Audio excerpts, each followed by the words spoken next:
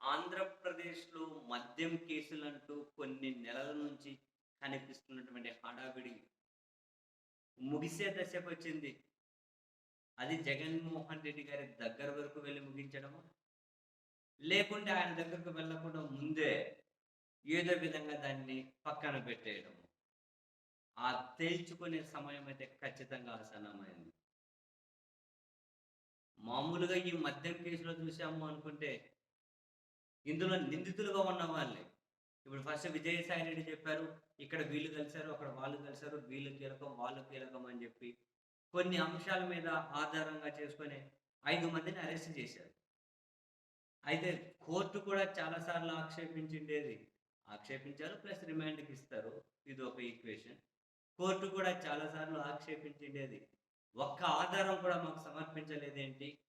And ఇందులో మీరేవో electronic పరికరాలు స్వాధీనం చేసుకున్నామని అవి డైరెక్ట్‌గా మీరే ఫోరెన్సిక్‌కి పంపిస్తారు. అనుమానాలు రావట్లేదా?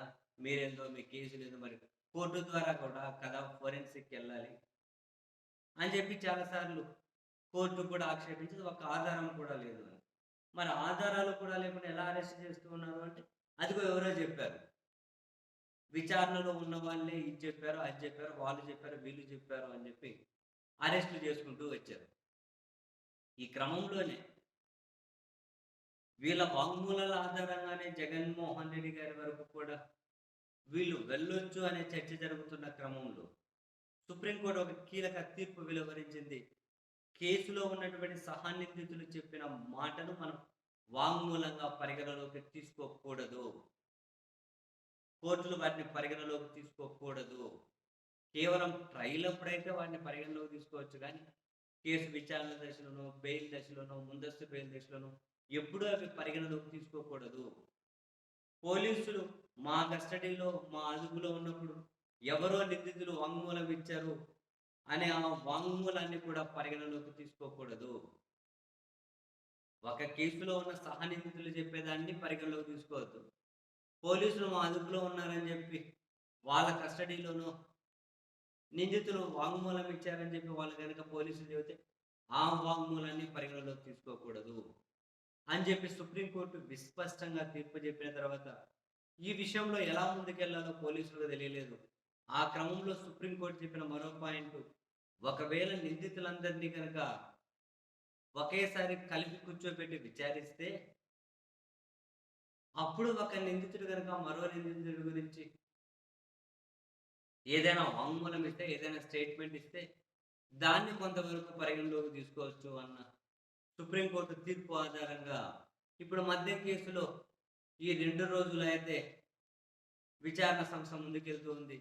ఎందుకంటే కోర్టు ధనంజయ రెడ్డి, కృష్ణమోహన్ రెడ్డి, గోవిందప్ప బాలాజీ రాజకేశి రెడ్డి వీళ్ళందరినీ కూడా కలిసి విచారించుకోవడం కోసం కూడా అలో చేసినట్లుగా ఉంది కాబట్టి, అలా కలిపి విచారించి ఈ క్రమంలో ఇంకేదైనా గనక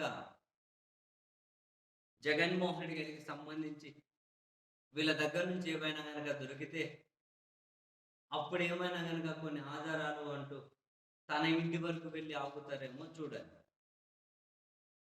సుప్రీంకోర్టు ఇచ్చినటువంటి తీర్పే ఇక్కడ పోలీసులకు ప్రధానం కాబోతూ ఉంది.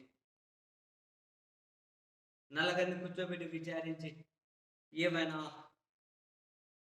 దారి దొరుకుతదేమో అని. లేదంటే ఇన్ని రోజులు విచారణ చేశారు. వాళ్ళేమైనా ఆధారాలు సేకరించి ఉండొచ్చు.